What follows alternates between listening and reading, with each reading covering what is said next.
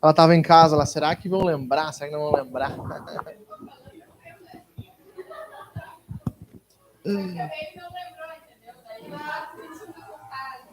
O marido não lembrou.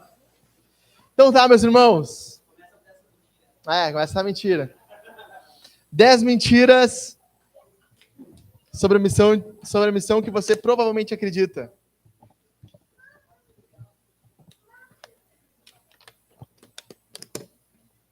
Nós vamos falar rapidamente algumas coisas. Rapidamente não prometo, mas uma alegria estar falando com vocês. Deixa sua Bíblia aí, nós vamos abrir vários textos.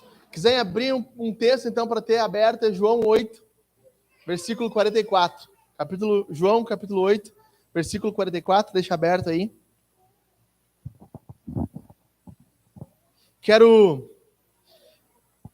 Semana que vem, querendo Deus, a gente começa uma série nova de mensagens. Mas antes da gente começar, hoje eu quero falar um desabafo, sei lá, um sermão pontuando algumas coisas, assim, dizendo que cristianismo bem medíocre, assim, que nós vivemos no nossos dias. Eu acho que nós somos uma das piores gerações de cristãos de todos os tempos, pelo menos aqui no Brasil. Cristianismo raso, falho. Então, enquanto eu pensava essa semana sobre isso, eu fui juntando algumas coisas que eu queria falar no sermão. Então vai ser um sermão bem interessante, bem bacana. Talvez umas indiretinhas. Coisa linda. Esse é o tipo de sermão que vai dar aquela polêmica depois, com certeza. Mas eu quero falar algumas coisas que estão no meu coração sobre a missão de Deus. Basicamente, a missão de Deus é o que nós estamos fazendo aqui. A plantação de igrejas, é o avanço do reino de Deus. Então, eu quero falar com vocês sobre isso. Para nós nos afiarmos, nós nos desafiarmos também em algumas coisas bem pontuais. Então, primeiro de tudo, é um sermão que eu queria colocar assim, 10 verdades que você precisa saber. Aí eu pensei assim, o que chama mais atenção, né, Alan? 10 verdades ou 10 mentiras? Acho que 10 mentiras o cara fica mais assim, né? 10 verdades, beleza. Mas 10 mentiras, às vezes meio... Então, primeiro de tudo, o pai da mentira é o diabo, certo? João 8,44 vai dizer isso. Vocês são do diabo, que é o pai de vocês, e querem satisfazer os desejos dele. Ele foi assassino desde o princípio e jamais se firmou na verdade, porque nele não há verdade. Quando ele profere mentira, fala do que lhe é próprio, porque é mentiroso e pai da mentira. Então, onde há mentiras, onde há meias verdades, meio evangelho, uma diluição do que a palavra de Deus ensina, ali há ação demoníaca. A Bíblia diz que nos últimos dias os homens ajuntarão para si mestres que seguirão doutrinas de demônios. O que é seguir doutrinas de demônios? Às vezes a gente acha que é o cara invocar o Exu Caveira. O cara invocar um Satanás. Mas doutrinas de demônio pode ser simplesmente ensinar mentiras. Ensinar meias verdades. Ensinar doutrinas falsas. Ensinar verdades pela metade. É o que a gente vê no Éden. Quando Satanás tenta Adão e Eva, não há ali no que ele fala, não há necessariamente uma mentira. Há uma meia-verdade. Ele diz assim, é verdade que o Criador diz que vocês não podem comer de todas as árvores do jardim? Espera aí. Deus disse que eles não poderiam comer de todas as árvores, poderiam comer de todas, exceto de uma. Então, havia uma proibição, havia um conceito de verdade por detrás daquela mentira que ele estava contando. Da mesma forma, nós vemos, e isso é o mais perigoso, o meu problema com livros, por exemplo, agora vai cair a casa, Café com Deus Pai. Então, qual é o meu problema com esse livro? O meu problema é que ele não é uma heresia descarada. Não é uma coisa de dizer, isso aqui está tudo errado. É uma coisa que é sutil, que tem alguns erros, e que as pessoas leem e pensam assim, agora eu estou fazendo meu devocionalzinho, meu Café com Deus Pai, agora eu sou cristão. Então, qual que é o meu maior problema? Meu maior problema é o cara que ele não é crente, ele é um bandista. Ele diz, não, beleza, eu sei, esse cara não é cristão. O problema agora é quando a Bruna Marquezine tem uma célula na casa dela lá e está postando café com Deus Pai e está liberando para todo mundo. Está transando, dormindo com todo mundo. Mas está tudo certo. Meu problema é que de manhã o cara toma café com Deus Pai e ao meio-dia ele almoça com Satanás. E está tudo bem. Então, o problema é essas sutilezas que são usadas às vezes e que fazem parecer com que nós estamos, que somos cristãos ou que estamos frequentando uma igreja cristã e que na verdade não é. Então assim, pastor, eu devo usar o devocional com café com Deus Pai? Usa. Quer usar? Usa. Faz bem. Faz um devocional. Leia. Mas tudo que nós lemos, tudo que nós ouvimos, a gente deveria ter um filtro, no mínimo. Pensar assim, será que é isso mesmo? Sabe? Será que é isso que a Bíblia ensina?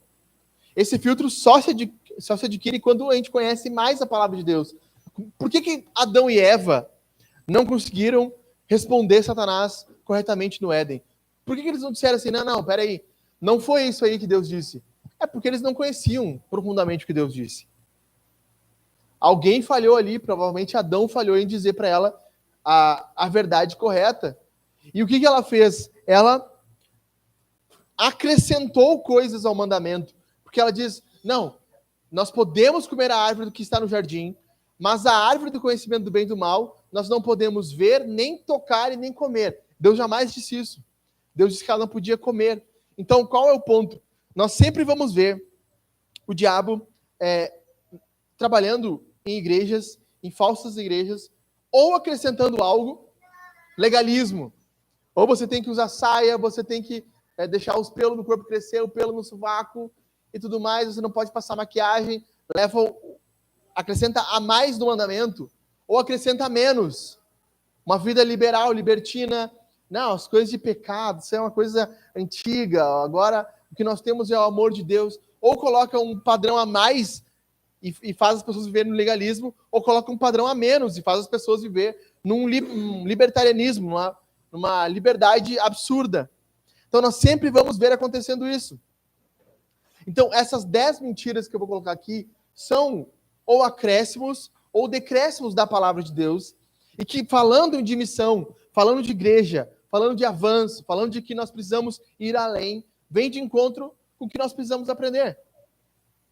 Então, 10 mentiras que Satanás conta, ou 10 mentiras sobre a missão de Deus, sobre a igreja, sobre o evangelho, que você provavelmente acredita. Então, a primeira, Deus ama todo mundo e não vai mandar ninguém para o inferno. Essa é a primeira mentira que nós vemos por aí. Muitas pessoas falando, não, mas no final de tudo, Deus vai amar todas as pessoas. Sabe, nós precisamos somente pregar o amor, as pessoas precisam aceitar. E sabe, se não aceitar, nós ouvimos os podcasts dos cristãos, não, mas eu creio que o amor de Deus ele vai prevalecer. Tem um livro de um teólogo que diz, o amor triunfará. Esse teólogo escreve que no fim de tudo, Deus não vai mandar ninguém para o inferno. Todas as pessoas vão ser salvas. Parece bonito, parece maravilhoso.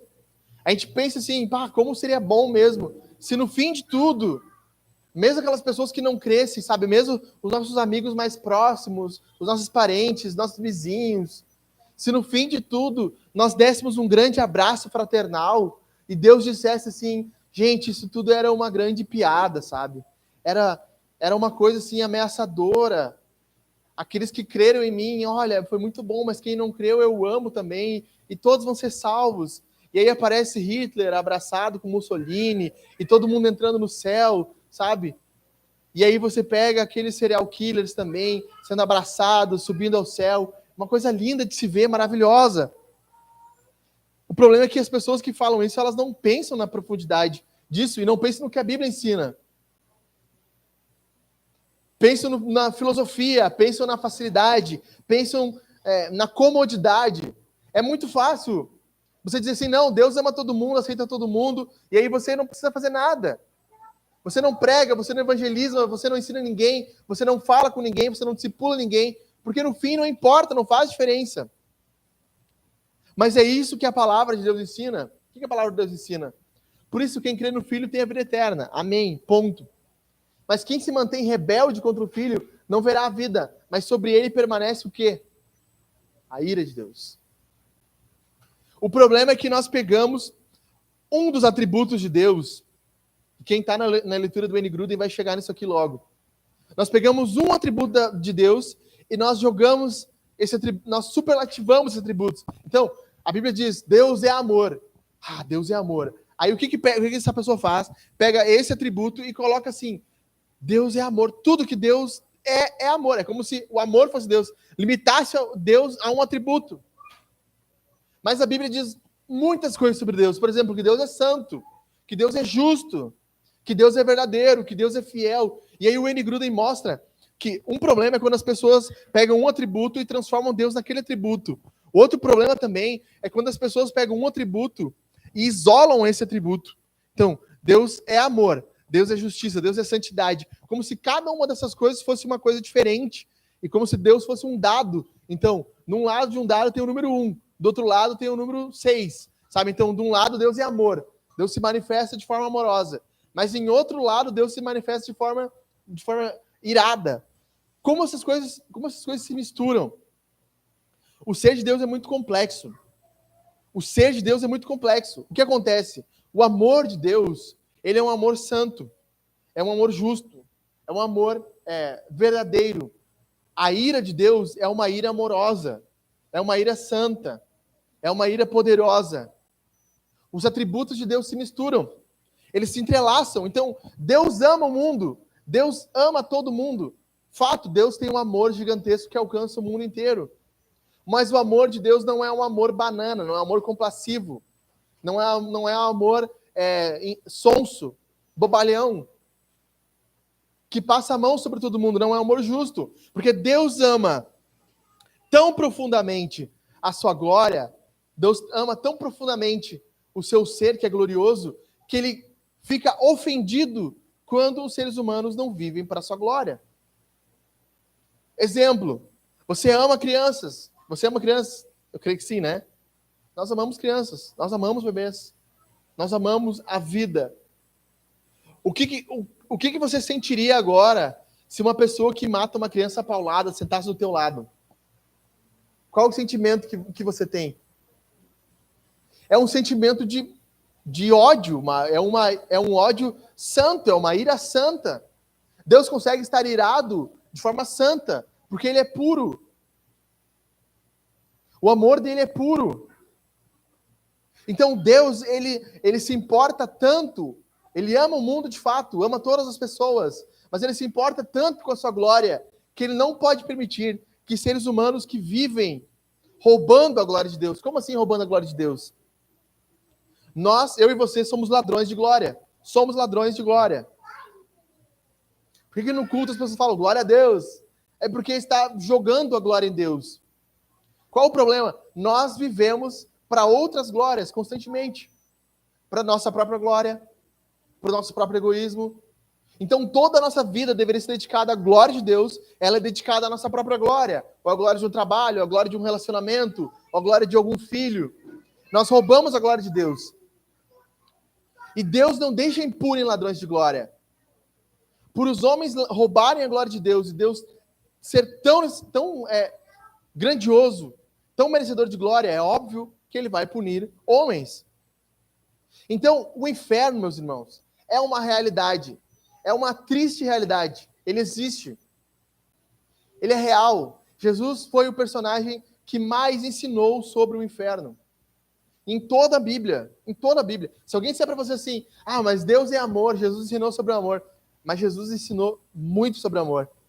Mas Jesus ensinou tanto sobre o amor quanto sobre o inferno, quanto sobre a ira de Deus, quanto sobre o castigo. Se você não se arrepender, se você não se entregar, você vai para o inferno. É uma realidade triste. Ninguém prega sobre o inferno rindo. Ninguém fala sobre a condenação eterna de homens e mulheres para sempre, dando risada, debochando. É óbvio que a gente se assusta, é óbvio que a gente fica repelido e pensa assim, Deus, quem dera pudesse não ser verdade, que existe uma realidade onde o meu pai, o meu avô, onde pessoas que não confessam o nome de Jesus vão para o céu. Eu lembro de eu sentado, quando eu era recém tinha me convertido, uns 18, 19 anos, não lembro certo, sentado num almoço com a minha família, E eu comendo, almoçando, e naquele instante parece que Deus ele deu um pingo assim de realidade na minha cabeça. Eu já tinha pregado inúmeras vezes assim para os meus familiares, já tinha falado de Jesus inúmeras vezes para os meus familiares, e naquele instante Deus parece que deu um pingo na minha cabeça. E eu, enquanto eu comia, eu olhei assim meu avô, minha avó, e pensei assim: Deus, eu não acredito que eles vão para o inferno. Já passou esse pensamento na sua cabeça? Você está almoçando com alguém e está pensando assim: cara, se a pessoa morrer, ela vai para o inferno. Sabe, Deus não vai aceitar todo mundo como se ele fosse um babaca, não. Ele vai julgar as pessoas. Ele vai punir as pessoas. E eu lembro de eu pensando assim, sentado na minha mesa. Isso é muito sério. Porque eu já havia pregado pro meu avô inúmeras vezes. Minha avó era uma mulher mais temente a Deus, mas era muito idólatra. E eu olhei assim, meu avô, minha avó comendo, abrindo o coração com vocês. E eu pensei assim: se meu avô morresse antes, a minha avó provavelmente se converteria. Mas se minha avó morrer antes, meu avô nunca vai se converter. Esse é um pensamento que me passou pela cabeça. E posteriormente minha avó veio morrer, veio falecer. E eu lembro de eu, assim, a última pessoa que conversou com ela, acho que eu e a Jaque, assim.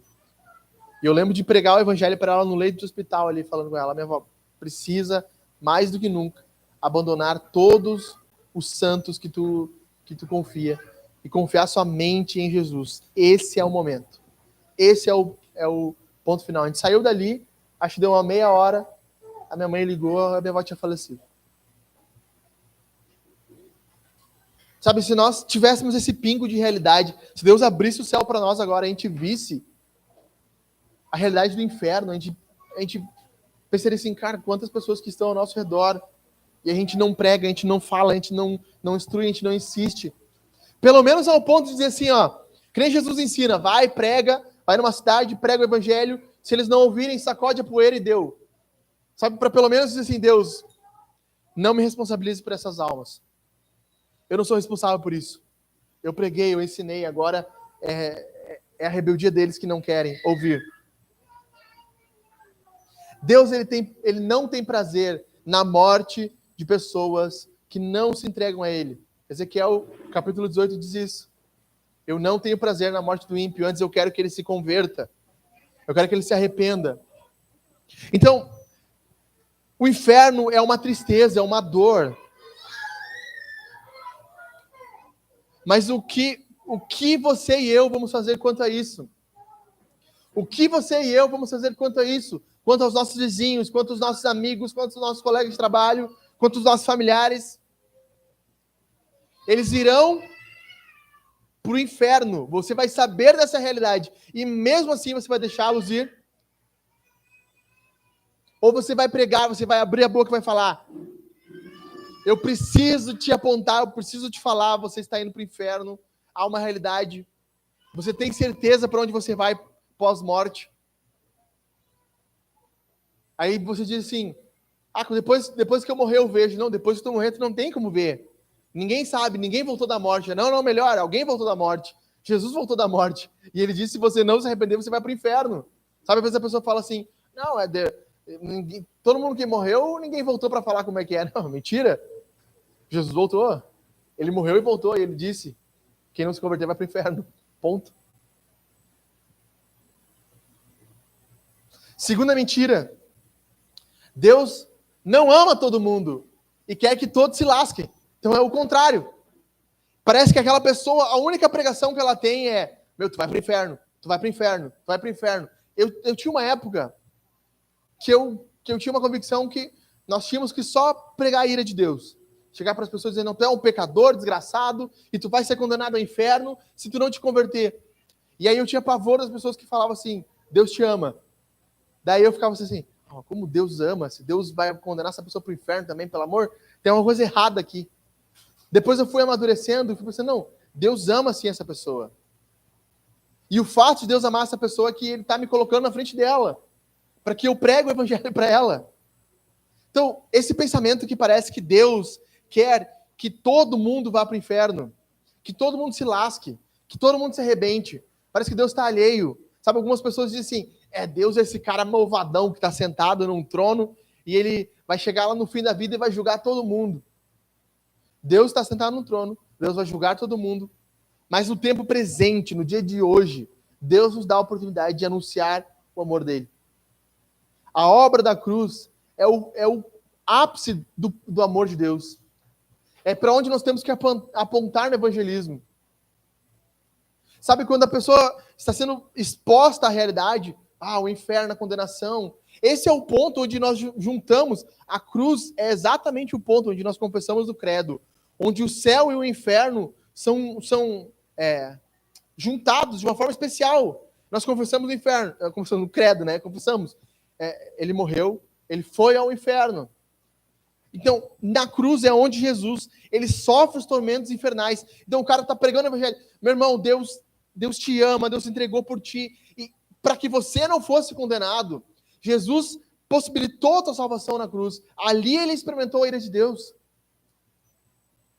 O ponto de Jesus ter morrido na cruz é o fato onde mostra que Deus não quer que você se lasque. Ele deu uma oportunidade, ele te deu uma chance, e é one shot, é uma saída única. É o único jeito que tem. Não existe outro meio, não existe outro ponto de que você possa ser salvo. Não vai ter um momento pós-morte, não tem uma reencarnação. Não existe isso. Deus colocou todas as apostas dele na cruz. Deus, ele ama tanto todas as pessoas, que quando Adão e Eva pecam, e ali pense, vamos dizer que hipoteticamente existisse duas pessoas só, Adão e Eva, o que é mais fácil? Jogar 1 trilhão de pessoas do inferno ou jogar duas? Joga duas. Joga duas, então, faz um restart e começa tudo de novo. Deus, ele tem tanto amor pela sua criação, que ele é o primeiro pregador do evangelho. Deus é o primeiro pregador do evangelho. É o primeiro. O que a gente faz aqui é só uma imitação. Uma imitação do que Deus fez lá no Jardim do Éden. Uma imitação do que Jesus fez quando caminhou aqui. Então, o que Deus falou no Éden para a serpente? Por inimizade entre você e a mulher. Entre a sua descendência e o descendente dela. Este lhe ferirá a cabeça e você lhe ferirá o calcanhar. O que Jesus está falando? O que Deus está falando aqui? Está pregando o evangelho. Deus está... Todos os teólogos dizem que isso aqui é um proto-evangelho. O que é o proto? É o protótipo, é o início do evangelho. É a primeira coisa, é o primeiro broto do evangelho. E Deus é o pregador. Deus é quem está falando. Deus é quem mais está interessado na salvação dos homens, acima de nós. Talvez nós estamos desinteressados, nós estamos desanimados, nós estamos sentados, apáticos na missão, mas Deus não está. É Ele quem dá o primeiro passo, é Ele quem vem até o homem. É Ele quem envia o Filho. É Ele quem prega primeiro. O movimento de Deus, de amor, é a plantação de igrejas, o avanço do evangelho, o discipulado de pessoas. O que nós estamos fazendo aqui é só participar do que Deus está fazendo. Se hoje nós disséssemos assim, Deus, acabou, não vou fazer mais parte disso. Deus vai dizer, beleza, eu continuo salvando pessoas, eu continuo trabalhando, eu continuo pregando. Ainda existirão pessoas denunciando o evangelho. Porque eu estou interessado na salvação das pessoas. E eu pergunto para você está interessado no que Deus está interessado? O topo da agenda de Deus, o que está em primeiro lugar na agenda de Deus é o avanço do evangelho. A pregação do evangelho, a salvação dos homens. Terceira mentira. Igreja fiel não cresce muito. Isso aqui é desculpa. Nossa igreja é pequenininha, é porque nós somos muito fiéis. Sabe, nós somos muito fiéis à palavra, muito fiéis ao evangelho. Por isso que a igreja não cresce. Balela. Balela, isso é mentira. O que nós vamos dizer nesse texto de Atos, então? Primeiro sermão, 3.000 pessoas se convertem. 3.000 pessoas é pouco ou é bastante? É muitas pessoas. Tá, e Pedro é mais fiel ou menos fiel que nós? Mais fiel do que nós. O que a gente vê em Atos é um constante ciclo, parece loucura. Quem estuda Atos entende o que eu vou falar. Primeiro capítulo, ele diz que tem 120. Segundo capítulo, tem 3.120. No quarto capítulo, tem mais 5.000 pessoas, ou seja, tem 8.120 pessoas que se convertem. No sexto capítulo, Lucas diz, e a igreja crescia muito. Parece que não conseguem contar mais. Uma multidão de discípulos. Chegou num ponto que eles não tinham mais nem como contabilizar. Era muita gente. Igrejas fiéis crescem, sim. No 3º século, o cristianismo já tinha 1 milhão de pessoas. Quando virou o 200 para 201, o cristianismo já tinha mais de 1 milhão de pessoas. Eu pergunto para você, será que Jesus não tem interesse em fazer a igreja crescer? Não, nós somos muito fiéis. Aí Jesus tem interesse de manter a igreja pequena. Que a gente seja sempre o mesmo tamanho. Sempre o meia dúzia de gato pingado.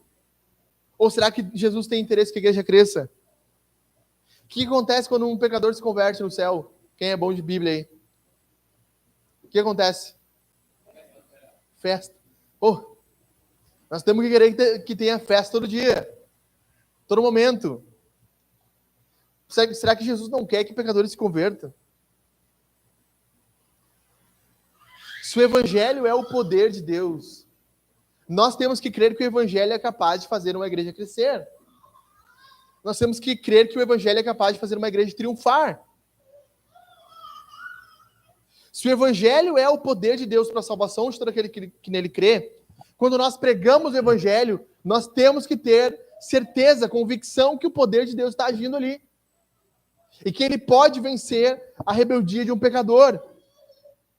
Você crê nisso, sabe? Quando você está falando o evangelho, tem uma expectativa no teu coração de que, eu vou pregar agora e Deus pode vencer essa rebeldia. O evangelho tem poder para isso. Qual é o motivo que nós desejamos uma igreja pequena?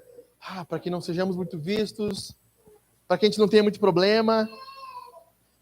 Pastor, mas eu gostaria tanto de almoçar com todos os irmãos da igreja que eu conheço. Mas vamos ser sinceros. Com quantos já almoçou aqui da igreja hoje? Pode dizer assim, almocei com fulano. Se a gente não almoça nem quando é pequeno, imagina quando é grande. Qual o motivo que nós não queremos que a igreja não cresça? Que nós não venhamos a nos empenhar mais ainda pela missão? Sabendo do poder do evangelho, sabendo que a igreja cresce exponencialmente. Qual é o motivo? Aí os caras lá, não, porque em vez de plantar uma igreja no Alphaville, que é o bairro mais rico de São Paulo, para quem não sabe, onde estão os atores globais, onde tem mais dinheiro, por que não planta uma igreja no Marajó? É simples, porque uma igreja no Alphaville planta 200 no Marajó, mas 200 no Marajó não planta uma no Alphaville. Simples.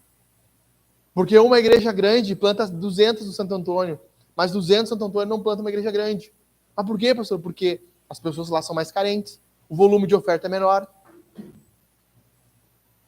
Isso é óbvio, gente. Igrejas maiores fazem mais. Pastor, eu gostaria que nós tivéssemos um projeto social. Vamos ter? Quanto mais pessoas, mais recursos. Quanto mais recursos, mais nós podemos fazer. É simples, a equação é simples. Quanto maior a igreja cresce, mais ela pode alcançar. Qualquer empresa é assim. Quanto mais ela cresce, mais serviço ela pode fazer. A igreja precisa crescer. Essa desculpinha, parece que a gente dá assim, sabe, a nossa igreja não é tão grande porque a gente é muito fiel. É uma desculpa que não serve. Não serve. A nossa igreja não é tão grande por quê? Porque nós não pregamos tanto, nós não cremos tanto, nós não clamamos tanto, nós não buscamos tanto quanto deveria. Se nós fizéssemos mais, talvez a igreja crescesse mais. Quarta mentira, toda igreja que cresce é fiel. Aí é outro ponto. Tudo que dá certo, a gente parece que fala assim, não, agora, tá crescendo, olha só, aquele ministério tá grande, tem 3.000 pessoas. Daí a gente acha que o volume de pessoas também é o nível de fidelidade. O pastor Hernandes Dias Lopes fala o seguinte, nós temos que cuidar com 2 extremos. Numerolatria, ou seja, idolatria do número. Nós precisamos ter 3.000, 5.000 pessoas, 1.000 pessoas. E numerofobia, o medo do número. Não, é melhor que nós fiquemos pequenos. São 2 extremos. 2 extremos que nós temos que cuidar. Então, o que a Bíblia diz? A Bíblia diz que é bom que a igreja cresça. Mas nem todo crescimento é um sinal de fidelidade. Não é. O que a palavra diz? Pois virá um tempo que não suportarão essa doutrina. Pelo contrário, se rodearão de falsos mestres, as suas próprias cobiças, como que sentido conselho nos ouvidos. Qual é a ideia? Em algum momento da história, talvez a gente esteja vivendo esse momento, as pessoas não vão querer saber da Bíblia. Não vão querer saber da pregação fiel. Elas vão querer saber de pregadores que vão pregar para elas prosperidade. E aí, prosperidade, meus irmãos, parece na nossa mente que prosperidade é só financeira. Prosperidade é só financeira. Que é só a pessoa ganhar mais, ser mais rico. Hoje em dia, prosperidade é autoestima. Felicidade. Uma felicidade falsa, longe de Jesus. Então, você, talvez esse seja o meu problema com o Café com Deus Pai. Você pode ter o melhor da sua vida agora. Deus te criou para ser feliz. Você precisa declarar que você tem cura, você tem alegria, você tem prosperidade. Sabe, você precisa abraçar a palavra de Deus, que diz que você vai ser feliz. Que você precisa buscar a sua autoestima, a sua autossatisfação. Parece, assim, falando isso, parece longe. Mas é só você ver que nas igrejas os pregadores falam assim, 5 passos para você ter uma vida mais feliz. E os sermões são isso. Aí você lota uma igreja falando para mulheres sobre ansiedade. Assim, ó, a maioria das mulheres está ansiosa. A realidade é essa. Os homens também. Mas a maioria das mulheres está ansiosa. Tem problema com ansiedade. Aí você põe lá um telão. Ai, ansiedade. Como vencer sua ansiedade? Deixa eu dizer, minha irmã. Semana que vem tem encontro das mulheres. Semana que vem, no sábado, tem encontro das mulheres. Se for falar sobre ansiedade, não sei se é sobre isso. Eu ia falar sobre isso, mas tudo bem. Não sei se é sobre isso. Não perguntei. Amém. A ansiedade é um problema que as mulheres têm. O maior problema é o inferno. É a vida eterna delas. Nós podemos botar 200 mulheres aqui e fazer uma palestra sobre psicologia da ansiedade. Falar, dicas para que você viva uma vida menos ansiosa. Tenha mais qualidade de vida. É uma bênção. É bom. Mas você vai para o inferno sendo ansiosa ou não ansiosa. Se você não tiver Jesus. É isso que é a pregação da prosperidade nos nossos dias. Um tempo atrás, nós olhávamos o pastor da Universal e nós... prosperidade é o cara dar dinheiro e receber mais. Não, prosperidade agora, tu diz assim... como eu me sinto bem. Sabe, eu sinto uma energia boa nesse culto.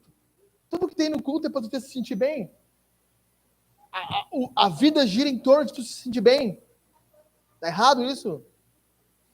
A Bíblia... Eu não sei você, mas quando eu leio a Bíblia eu não me sinto bem. Eu me sinto mal às vezes. Eu leio ali Deus dizendo, não te desvie e tal, e eu vejo que eu me desvio. Eu leio Deus mandando eu amar minha esposa, eu vejo que eu não amo minha esposa. Eu me sinto mal às vezes. Se eu só vou fazer aquilo que eu me sinto bem, então beleza. Então tudo, parece que hoje em dia, essas mega igrejas são feitos para que as pessoas se sintam bem. E ok, eu vejo que isso é bom.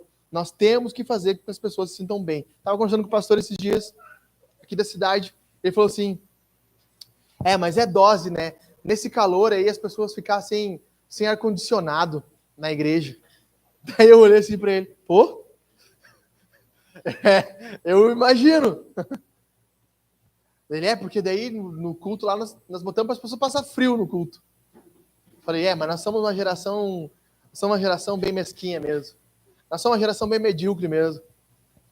Os nossos avós, nossos bisavós, iam naquelas igrejas de pedra gigante, um calorão, não tinha um ventilador, as mulheres tudo na menopausa se abanando com como é que chama aquilo? Leque. Não tinha ventilador. Tu acha que há 50 anos atrás tinha ventilador nas igrejas? Tinha ar-condicionado? Não tinha. Há 100 anos atrás não tinha. Mas eu não vou mais na igreja, está muito quente, muito calor. Mas tá louco.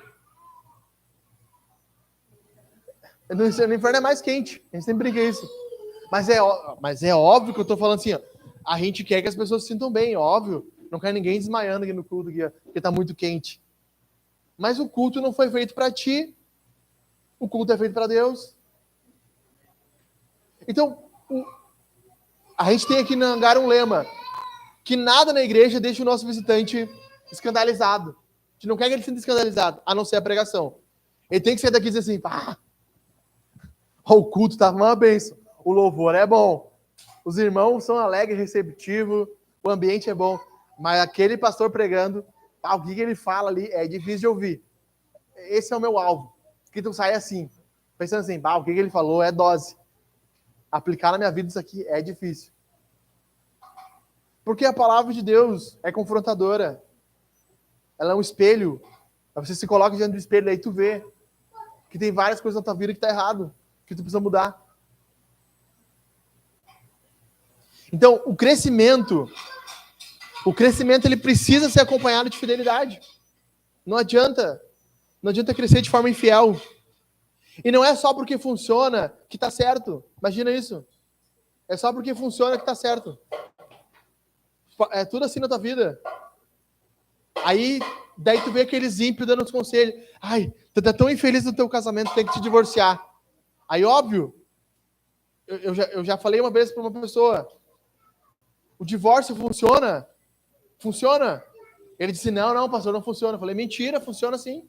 Claro que funciona. Tu tá brigando todo dia com o teu marido, com a tua esposa, tu divorcia, tu o quê? Tu para de brigar? Funcionou? Óbvio que funciona, mas tá certo? Não tá certo. Tá errado? Aí tu te casa de novo. E tu não trabalha em ti os problemas que te levaram ao divórcio. Tu vai ter que se divorciar de novo para fazer dar certo. Tu vai ver um ciclo assim. Tu nunca trabalha em ti. Então eu te pergunto, o que acontece quando tu tá falando com alguém e a pessoa diz assim, olha, eu queria muito na tua igreja lá, sabe,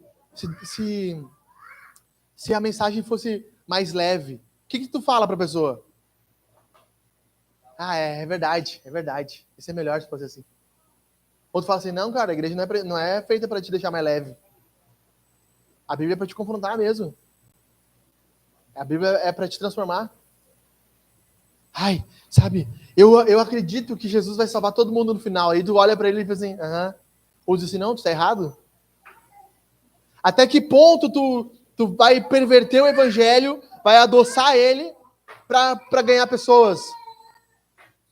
Aí na sexta-feira, aqui na Confraria de Homens, não sei quem falou aqui, que teve um pastor da cidade aí que tava cobrando R$1.200 para fazer casamento de ímpio. Um crente com um descrente. Falei, por que não me ofereceram? Brincadeira. Mas te ofereceram R$1.200 e tu perverteu a palavra. O que é isso? Parece Balaão. Quem já leu a história de Balaão? Tá lá em Números. Acho que de nós, alguns de vocês não chegaram ainda, né? Lá em Números. Balaão era um profeta de Deus. Aí vem o rei de Moabe, fala assim, pede para Balaão vir amaldiçoar Israel. Ele manda umas carroças com ouro. Aí Balaão vê o ouro assim. Deixa eu orar para Deus para saber o que Deus quer que eu faça. Ele orando de olho aberto, um olho no ouro e outro olho orando, né? Aí Deus falou assim, não vai com eles. Tu não pode amaldiçoar o meu povo. Daí Balaão fala assim, pessoal, Deus diz que não dá, não posso. Aí vão até o rei de Moabe fala assim, mas Balaão sempre profetiza por dinheiro, peraí, manda o dobro. Aí mandaram o dobro. Aí Balaão falou assim, não, deixa eu orar para ver se agora com o dobro Deus abençoa. Aí Deus fala para Balaão, vai. Aí no meio do caminho, o que acontece? O que acontece com a burra de Balaão? A burra de Balaão fala, mas tem um anjo aqui, Balaão, que quer te matar. Balaão é um exemplo de pessoa que se perverte por dinheiro, por facilidade. Talvez não seja o dinheiro, mas talvez seja a tua aparência. Se eu falar que dormir com um colega, dormir com uma pessoa não casada é pecado, eu vou ficar mal visto. Tu perverte o evangelho por causa da tua aparência. Por causa do que as pessoas vão pensar de ti. É isso? Isso é egolatria. Quando nós pervertemos o evangelho, adoçamos, colocamos um adoçante nele. Nós falamos no grupo lá, adoçante Satanás. Sinais de encontros divinos. Línguas, visões, profecias, não sei o quê. Mas não sei na Bíblia, toda vez que alguém se encontra com Deus, ele cai em quebrantamento, se arrepende, ele se percebe pecador. Mas que sinal de encontro é esse? Isso aí é o evangelho adoçado com água com açúcar. Esse evangelho não salva. Como diz Spurgeon, eu prefiro o evangelho que rasga, que corta, mas que cura. Quinta mentira, evangelismo é coisa de pastor ou líder da igreja. Portanto, vão e façam discípulos de todas as nações, batizando-os em nome do Pai, do Filho e do Espírito Santo, ensinando-os a guardar todas as coisas que tenho ordenado a vocês. E eis que estou com vocês todos os dias até os fins dos tempos. Pessoa assim, é que eu não tenho um chamado evangelístico. Mentira, tu tem. Teu chamado tá aqui. Deus te chamou. Se tu é um discípulo, tu faz discípulo. Ponto. Não existe discípulo que não faz discípulo. Não existe discípulo que não faz discípulo. Se tu é um discípulo, tu faz discípulos. Se tu crê em Jesus, tu precisa pregar. Tu precisa evangelizar, tu precisa falar de Jesus. Eu acho que nós temos que voltar a falar umas coisas. Tu precisa converter as pessoas. Antigamente a gente falava assim, né? Tem que converter. Você está tentando me converter? Tô tentando te converter. Eu quero te converter. Parece que hoje em dia a gente não pode mais falar isso aí, né? Não, cada um tem a sua religião. Mas vai, fez o Everton. Mas o que é isso, rapaz? Eu quero te converter, sim. Eu quero que tu te converta. Eu quero que tu te converta a Jesus. Eu quero que tu vire evangélico. Eu quero tu crente. Eu quero tu de terno e paletó no culto. Levantando a mão. Glória a Deus, aleluia. É isso que eu quero para ti. Eu quero tu batendo palma no louvor, eu quero tu cantando. O Spurgeon dizia, ou você é um missionário ou você é um impostor. Ou você está pregando, ou você é um missionário ou você é o campo missionário. Ou você precisa ser evangelizado de novo. As pessoas acham que a igreja é um cruzeiro. O que é um cruzeiro? A gente paga o cruzeiro e o que acontece? Nós vamos lá, tomamos nosso drinkzinho, nossa bebida, nós sentamos, tomamos sol, tomamos banho de piscina, assistimos um bom show. As pessoas acham que a igreja é um cruzeiro. A igreja não é um cruzeiro, a igreja é um barco de pesca. Todo mundo que está no barco tem que trabalhar. Não tem nenhum pescador lá que fica sentado e, vamos esperar. Não, todo mundo tem uma função, todo mundo faz algo, todo mundo trabalha. Jesus diz, vocês são pescadores de homem, não são telespectadores de pessoas que pescam homem. Vocês pescam homens. A partir de agora nós não somos um mecânico. Eu sou um missionário que é um mecânico. Não sou uma costureira, eu sou uma missionária que é uma costureira. Não sou uma psicóloga, eu sou uma missionária que é uma psicóloga. Não sou um gestor de logística, eu sou um missionário que trabalha na logística. Eu não sou um tatuador, eu sou um missionário que faz tatuagem. Eu não sou um copywriter, eu sou um missionário que faz copywriter. Eu não sou um enfermeiro, eu sou um missionário que é um enfermeiro. Todos nós temos uma profissão agora, missão. O que nós fazemos, onde nós estamos inseridos, é o meio pelo qual Deus fez com que você viesse a usar para alcançar outras pessoas. Então, sabe, no evangelho, no cristianismo, ninguém é voluntário, todo mundo é servo. Paulo, servo de Jesus, sempre começava assim. Aí Jesus diz, vocês não são mais servos, são amigos. Não, pastor, mas Jesus diz que eu sou amigo. Sim, mano, você é amigo. Mas Jesus também diz que tu é servo. Tu é um amigo que serve. Tu não deixa de ser servo porque tu é amigo. Se você olhar aqui o que Jesus está dizendo, basicamente isso aqui, Jesus está subindo ao céu. A passagem é isso. Jesus vai ser elevado aos céus. Jesus está dizendo assim, tchau, amigos, adeus. Um dia eu volto. E o reino de Deus, Jesus, o que a gente faz? É com vocês. A partir de agora, é como se fosse um revezamento 4x4. Jesus passou o bastão para os discípulos. Os discípulos passaram para outros pastores, que foram evangelizando e passando e passando. E deixa eu te dizer, agora é o nosso sprint. Agora passaram para nós o bastão. O evangelho está sempre uma geração de falir. Sempre uma geração de acabar. Se todos nós agora calarmos a boca, daqui a 40 anos não existe mais nenhuma igreja cristã. Já parou para pensar nisso? Se você e eu pararmos de evangelizar daqui a 40 anos, não tem mais igreja. Não tem mais evangelho. Daqui a 40 anos acaba o evangelho no mundo. Se todo cristão hoje parasse de evangelizar. Nós estamos uma geração de acabar. O bastão foi passado para nós. E agora? E agora? O que você faz? Para onde você vai? Nós temos um chamado sem desculpas. Você já parou para pensar que o reino de Deus depende de mim, de você? Depende de nós fazermos algo? Aquela música, depende de nós. Exatamente, meus irmãos. Depende de nós. Depende de nós. Depende do que nós fazemos hoje. Se a igreja não crescer daqui a 30 dias, a 40 dias, 50 dias, é culpa nossa. Porque nós não nos empenhamos o suficiente. Porque nós não trabalhamos o suficiente. Porque nós não proclamamos o suficiente.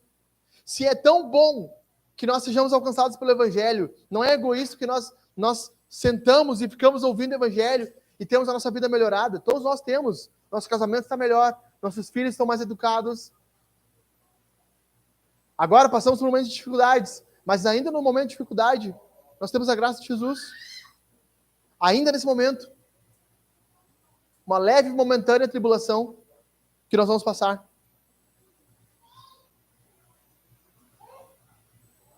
Como dormir, como colocar a nossa cabeça no travesseiro, sabendo que existem pessoas ao nosso redor que não foram alcançadas. Uma vez eu pensava, nossa, nós temos que pregar para os índios, temos que ir para os índios. Mas estava lá, Jonas, sentado debaixo da árvore dele, com raiva de Nínive, dizendo, Deus, eu não quero pregar para Nínive, porque se eu pregar para Nínive, eles vão se converter. E aí ele dorme de cansaço debaixo da árvore, no outro dia a árvore morre. E ele olha para o céu e diz assim, Deus, tu é uma desgraça mesmo. O Jonas é bonito que ele larga o coração dele. Deus, que desgraça mesmo, né? Minha vida é uma desgraça. Tu me manda vir para cá, eu tenho que pregar. Agora a árvore morre e Deus fala para ele. E o livro de Jonas termina assim, eu não vou ter mais compaixão de 100.000 pessoas que não sabem diferenciar entre a mão esquerda e a direita do que tu tem de uma árvore. É possível nós deitarmos no travesseiro e pensarmos mais em nós, nossos problemas, a nossa dificuldade, do que 100.000 pessoas em Lajeado. Talvez 90.000, 80.000 pessoas que ainda não confessaram Jesus. Tem como dormirmos pensando nisso? Que Estrela, Arroio do Meio. Tem como dormir pensando que no Rio Grande do Sul existem 9 cidades que não tem nenhuma igreja evangélica? Tem como dormir pensando que no Vale do Taquari estão 3 das 9 cidades que não tem nenhuma igreja evangélica? Tem como dormir pensando nisso? Isso não te move, não te assusta? Se não te assusta, tem alguma coisa errada. Se a gente sentar assim e ficar confortável, pensando, não, é assim mesmo, volta e meia vai, volta e meia vem, a gente não pode ficar confortável com uma situação dessa. Temos que estar desconfortavelmente confortáveis. Sentar assim, mas hoje está faltando X pessoa, não veio, por que aquela pessoa não veio? Por que ela não está vindo? Já parou para pensar nisso? Já mandou mensagem para essas pessoas que não vêm? Ou a gente fica naquela assim, não, mas isso é trabalho do pastor, isso é trabalho do líder, ele tem que fazer, ele tem que ir atrás. Sexta mentira, Deus não precisa do nosso dinheiro. Deus não precisa do nosso dinheiro. Joana, mulher de Cusa, procurador de Herodes, Susana e muitas outras as quais, com seus bens, ajudavam Jesus e seus discípulos. Lucas escreve isso. Provavelmente essas mulheres, Susana e Joana, eram mulheres muito ricas. Maridos ímpios, mas com muito dinheiro. Se elas pensassem assim, Deus não precisa do meu dinheiro, vou te dizer uma coisa, o evangelho nunca te chegou aqui. Sabe por quê? Porque Jesus não seria sustentado. Jesus foi sustentado por essas mulheres. Jesus só pôde viajar pela Judeia, pela Galileia, por Israel, pregando o evangelho, porque essas mulheres bancavam ele. Bancavam a pregação do evangelho. O evangelho de Lucas é o único que nos informa isso. Mas é óbvio, como é que tu vai viver itinerante? Tu não trabalha. Tu vive da pregação. Tu vive do quê? Jesus falou, não tem onde dormir. As raposas têm seus ninhos, filho do homem não tem. Muitas vezes dormia ao relento.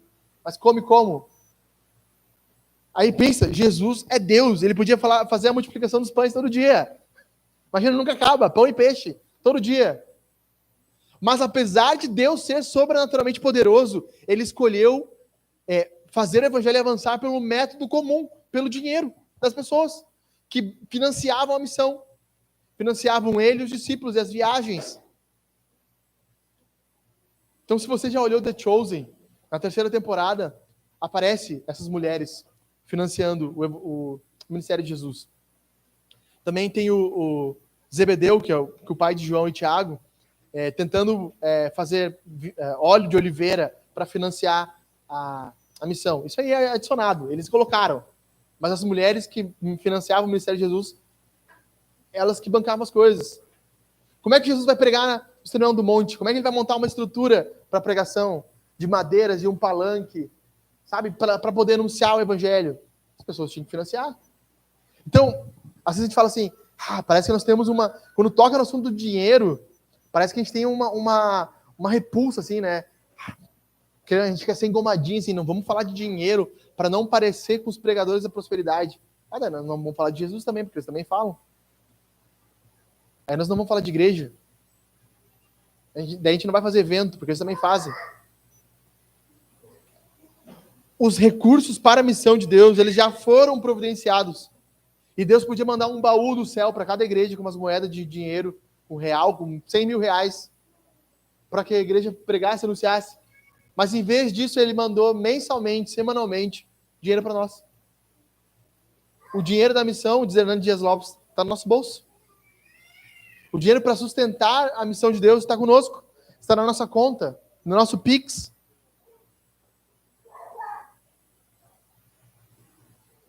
Deus colocou os recursos para a missão no nosso bolso. Do que nós precisamos para avançar está conosco. Para proclamarmos o Evangelho, para anunciarmos, para termos um local onde as pessoas possam vir. Sabe, tudo isso está ao nosso alcance. Ao alcance de um bolso. Como diz o Mark Driscoll, a última parte que Deus converte do homem é o bolso. Parece que sexta-feira aqui, nós estávamos com os homens também, e daí uma hora alguém largou um comentário assim, né? Porque as igrejas, tem muita igreja que vive cobrando dízimo, né?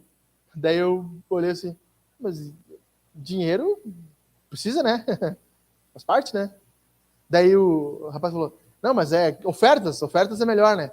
Chama de dízimo, chama de oferta. Aqui a gente não tem o costume de usar dízimo. A gente tem o costume de falar de ofertas espontâneas. É o que a gente acredita. Deus nunca deixou de nos suprir. Desde o início lá, nós estávamos em 6 pessoas. 6 pessoas e 3 mil reais de aluguel para pagar. E deu certo. Aconteceu. Desde o início nós fomos mantidos por ofertas espontâneas. E assim a igreja avança. Mas com pessoas que miraculosamente se dispõem a ofertar.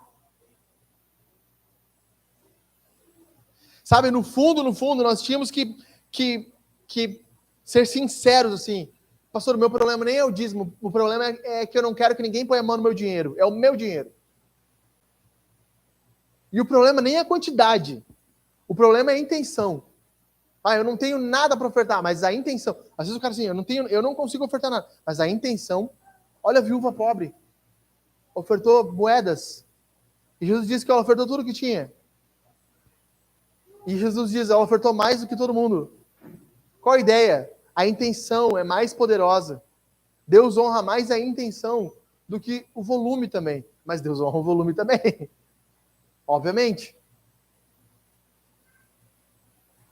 Mas nós temos que desmistificar isso da nossa mente. Deus não precisa de dinheiro. Deus precisa do dinheiro, sim. Deus precisa do dinheiro, sim. Mas Deus não precisa que grite, ele não é surdo. Não, às vezes, Deus não é surdo, mas as pessoas que nos ouvem, às vezes, é surda. Elas não escutam. Precisa de uma caixa de som, precisa de uma qualidade melhor de áudio. Precisa de uma live, sabe, de uma transmissão melhor. Precisa. A verdade é que nós não queremos ninguém lidando com o nosso bolso. A verdade é essa. Mas tem muita igreja que rouba. Tá, mas tem muito político que rouba e tá todo mundo defendendo o PT. Tem muito político que rouba e a gente continua acreditando neles. Tem muita água ruim. Não sei se você percebeu, mas a água em Lajeado tá com um cheiro horrível, né? Mas tu deixou de tomar água? Deixou de cozinhar? Deixou de fazer tua comida? Não deixou. Continua fazendo. Tem muita igreja que rouba, claro que tem. Tem muito pastor enriquecendo com o dinheiro dos fiéis, claro que tem. Mas tem muito pastor fiel pregando o evangelho também. Tem muita igreja fiel anunciando. E me parece que quanto mais fiel é a igreja, mais difícil parece que é para as pessoas falarem de dinheiro. Parece que elas têm medo de falar de dinheiro. Então, nós precisamos ter essa noção que Deus precisa do nosso recurso. Então, fechamos o nosso caixa de fevereiro. Fechamos positivo. Posso ouvir um glória a Deus? Glória a Deus. Glória a Deus, né, Gabi? Agora, dia 5, tem o quê? Tem um boleto grande, né? A gente tem dinheiro para pagar? Não tem. Fechou positivo, mas não tem dinheiro para pagar. E aí? O que a gente vai fazer? Vai atrasar? Nós vamos levantar uma oferta hoje no final do culto? O que nós vamos fazer? E aí, beleza, vamos pagar o boleto. Aí vocês vão receber uma mensagem. Falta pouco para a gente pagar o boleto. Falta R$60, uma coisa assim, né? R$70, uma coisa assim. É mixaria. Você levanta fácil. Pagamos o boleto dia 5. O que tem no dia 9, dia 8? Mais um boleto. 1.300 e pouco. E aí? O que nós vamos fazer? Vamos pagar? Vamos atrasar? Vamos se abraçar? Eu não falo isso para não constranger ninguém, não quero constranger ninguém. Só a realidade, é assim. Até quando vai ser assim? Sempre. Dinheiro de igreja não é dinheiro parado. Tu já viu o país comprar tanque de guerra quando tá no meio da guerra? É loucura. Todo país tem um gasto para avanço militar, para comprar armamento, tanque. Tem que ter proteção. A igreja é assim também. A gente está numa guerra espiritual. Quando a gente conseguir pagar as contas, nós vamos precisar investir mais. Melhorar o nosso espaço, comprar um ar-condicionado, não sei, tem muita coisa para fazer. Aí semana passada eu sentei aqui, eu quase nunca sento, né? Então a primeira vez que eu sentei para ouvir aqui, ouvi o Jô pregando, sentei bem ali, daí eu pensei, esses pilares são uma desgrama mesmo, né? Para quem senta perto dos pilares, é uma porcaria. Mas não tem o que fazer. Então, hoje nós temos a realidade do pilar. Mas daí eu pensei, cara, mas seria muito melhor se nós tivéssemos 2 TV do que uma de cada lado. Se tivesse uma ali e uma aqui, pelo menos para visualizar, fica melhor. Mas para comprar uma TV, para comprar um suporte TV, isso envolve dinheiro. E tudo bem, como igreja pequena, nós entendemos que nossa realidade hoje não é de investirmos, é de pagar as contas, deixar tudo zeradinho. Tudo bem, para nossa realidade, ok. Mas vai chegar um momento que nós vamos precisar avançar. Então, por exemplo, Páscoa. O que seria legal de fazer na Páscoa? Minha opinião. O culto da Páscoa vai ser provavelmente à noite, às 18. O que seria legal? Seria legal se a gente conseguisse fechar a rua aqui com uma fita, com um cone, e de tardezinha botar uns brinquedos para as crianças. E botar o Alan vestido de coelho. O cara do nada assim, né?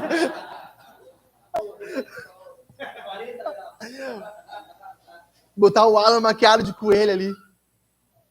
Sabe? Não sei, estou citando. Aqui, viajando com vocês. Uma fita zebrada e tal. Nós colocarmos ali uns brinquedos e convidar os vizinhos, as crianças, para vir no culto de Páscoa. Mas hoje, com a nossa realidade, hoje é de não poder fazer isso. Mas a gente tem que entender o período. Hoje a nossa realidade é essa. Mas até quando vai ser essa? Até quando nós vamos deixar de avançar porque nós não temos os recursos? Então, pensem comigo. Orem comigo sobre isso. Quem sabe quem está ouvindo nós na internet e agora... Pastor, eu vou mandar aí 300, 400 reais para vocês colocar os brinquedos. Seria uma bênção. Colocar uma cama elástica, piscina de bolinha. E nós botar as crianças se divertir. Já imagina o Heitor, cocó, e pulando de cima lá e a Sammy, enlouquecido assim. Então tudo isso é avanço, é investimento. Sabe? Deus precisa do seu dinheiro sim. 7ª. Estou correndo aqui, meus irmãos, estou correndo. Você pode ser um cristão medíocre. Assim porque você é morno e nem quente nem frio, estou pronto a vomitá-lo da minha boca. Isso é Jesus falando. Coisa linda, né? Quando Jesus fala assim.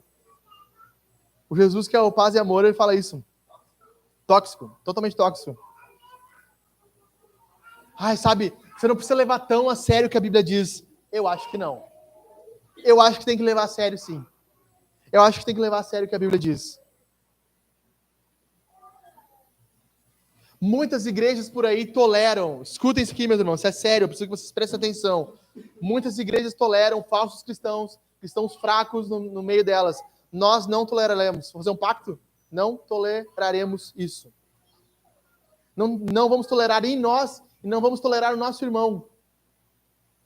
Que ele seja fraco, apático na fé. Nós vamos nos cobrar da leitura bíblica, nós vamos nos cobrar da oração, dos cultos caseiros. Nós vamos cobrar que haja uma vida espiritual nos nossos lares. Pessoas mornas, elas não estão mornas porque elas estão esquentando. Não, elas estão mornas porque elas foram quentes e se deixaram esfriar. A fase que a Adri e o Everton estão vivendo agora é a melhor, digamos assim. Que eles se converteram há pouco, eles estão buscando, estão cultuando, o Everton lendo a sistemática, mas daqui a um tempo, pode ser que essa intensidade não seja tão alta. E aí no coração dele ele começa a esfriar. E aí nesse momento nós temos que chegar nele e dizer assim, Everton, bora meu, vamos, dá um jeito, vamos orar junto, vamos ler junto, deixa eu orar por ti. Talvez você está passando pelo momento de frieza. Você está passando pelo momento de apatia, que você ora, você não ouve Deus, você não consegue buscar Deus mais. E aí você tem que abrir o peito e dizer, pastor, eu preciso de oração. Chega no teu irmão e diz, cara, eu não era assim, agora eu estou assim, vivendo dessa forma. Aí o reverendo lá disse, você não precisa ser sensível ao Espírito Santo. Você precisa ser sensível ao Espírito Santo, sim. Você precisa sentir. Ezequiel está vindo aqui para me dizer que precisa. Né, Zeke? Concorda comigo, Zeke? Diz um amém, um glória a Deus aí, pelo amor de Deus. Oitava, para nós caminharmos para o final. Eu falei para os homens, não é oitava, é a antepenúltima. Vamos lá. Oitava, você não precisa levar tão a sério essa coisa de igreja. Cuide de vocês mesmos e de todo o rebanho, o qual o Espírito Santo colocou como bispos para pastorear a igreja de Deus, o qual ele comprou com seu próprio sangue. Se tem uma coisa nesse mundo que foi comprada por um preço altíssimo, é a igreja. Nada mais.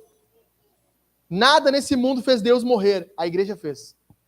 Deus sangrou pela igreja. A igreja é a instituição mais valiosa do mundo. Quando alguém diz, você não precisa levar tão sério a igreja, você tem que rir dessa pessoa. Por exemplo, o que tu ia dizer se eu dissesse assim, não leva tão a sério o Bitcoin, que vale 300 mil reais. Pô, tem que levar a sério. A igreja vale mais. A igreja vale mais do que 1 milhão de Bitcoins. Que 1 bilhão de criptomoedas. Jesus se entregou pela igreja, pelo povo dele. Cada pessoa que está sentada aqui vale um valor inestimável. Vale um valor inestimável. A igreja precisa ser levada a sério. A forma que nós fazemos igreja tem que ser levada a sério. A serenidade tem que ser levada a sério. A forma que nós nos portamos na igreja tem que ser séria. Eu duvido você chegar na frente do, sei lá, um cara famoso aí, que tu gosta, sei lá quem for. Um tatuador famoso, ou um mecânico famoso, ou um mestre famoso, o Ícaro de Carvalho, ou o Primo Rico. Você chegar lá, todo largadão. E aí, meu, qual é que é? Tamo junto, é nóis. Ou você tem uma reverência, uma santa reverência, está diante de uma pessoa importante, uma pessoa estimada. Nós, da igreja, estamos diante da pessoa de Jesus. Isso aqui é sério. Não é a casa da mãe Joana. Não é brincadeira. Então, agora as crianças estão no meio do nosso culto aqui. E amém. No momento a gente não está conseguindo fornecer o kids, realmente, porque as mulheres engravidam, fazer o quê? As mulheres engravidam, as mulheres se machucam. Daí se vai botar sempre a Sami, tadinha, não tem como, só a Sami e a Alias vão enlouquecer.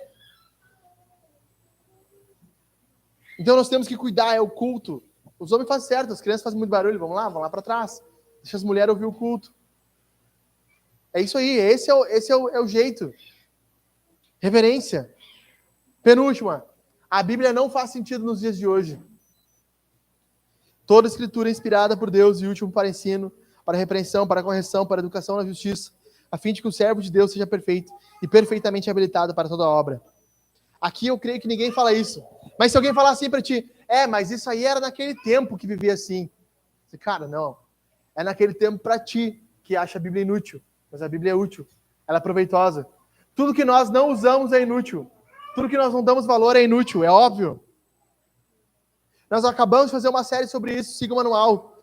Falamos sobre a importância da Escritura, falamos sobre a importância da Bíblia. A Bíblia ela tem utilidade para os nossos dias. Perceba, olha só o que Paulo vai dizer nesse versículo aqui, 4 coisas. Ensino, a Bíblia ensina o que é correta.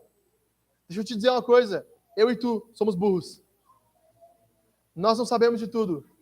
Você não sabe educar o teu filho, eu não sei educar o meu filho, eu não sei ser um bom marido, você não sabe ser um bom marido, você não sabe ser uma boa esposa, você não sabe trabalhar direito, você e eu não sabemos administrar nosso dinheiro direito. Nós temos uma noção de algumas coisas, mas a Bíblia nos ensina como fazer o correto. A Bíblia repreende, ela aponta o que está errado, ela mostra, aqui ó, isso aqui tu está fazendo errado, ela corrige, ela não só mostra o que nós fizemos errado, mas mostra como corrigir o que nós fizemos de errado. Paulo diz, o que rouba, não roube mais. O que Paulo está dizendo? Está ensinando e está repreendendo. Mas ele corrige agora. Ele diz assim... Eita, nós. Ele diz assim... Ele diz assim, agora trabalhe. Agora trabalhe. Trabalhe, se empenhe no trabalho. 4, educação para a justiça. Viver uma forma justa. Qual é o intuito de tudo isso? Qual é o intuito? Toda boa obra. O que é bom para ti? É bom criar os seus filhos, educar os seus filhos? É bom ter um bom casamento? É bom? Isso é uma boa obra. A Bíblia tem a te dizer, tem a te ensinar. Sendo bem sincero, tu consulta a Bíblia, tu pergunta a Bíblia, tu quer saber o que ela diz, o que ela ensina, o que ela fala? Tu tem interesse nisso? Sim ou não? Qual foi a última decisão que tu perguntou? Jesus, o que eu devo fazer? Para onde eu devo ir? Tudo que for ignorado vai ser inútil. Última. No fim, todas as religiões são as mesmas. Precisamos só aceitar. Escute, Israel. O Senhor nosso Deus é o único Senhor. Portanto, ame o Senhor, seu Deus, de todo o seu coração, toda a sua alma, com toda a sua força. Jesus respondeu, eu sou o caminho, a verdade e a vida. Ninguém veio ao Pai senão por mim. Para terminar, para encerrar. Todas as religiões são as mesmas? Não são. Não são. Não são. Há somente um Deus verdadeiro. Ele é o único Deus, o único Senhor. Somente Jesus. Não interessa se tu é kardecista, umbandista, candomblessista, não interessa, não interessa, não interessa, não interessa. Só existe um Deus verdadeiro. Só existe uma religião verdadeira. É a revelação que Deus nos deu através da sua palavra. É isso. Ah, mas isso é alienar. Alienar é o caramba, isso é falar a verdade. Se a gente soubesse, se a gente tivesse noção, se tu soubesse que um frasco tem veneno, tu não ia dizer para a pessoa que isso é venenoso, tu ia aceitar de boa.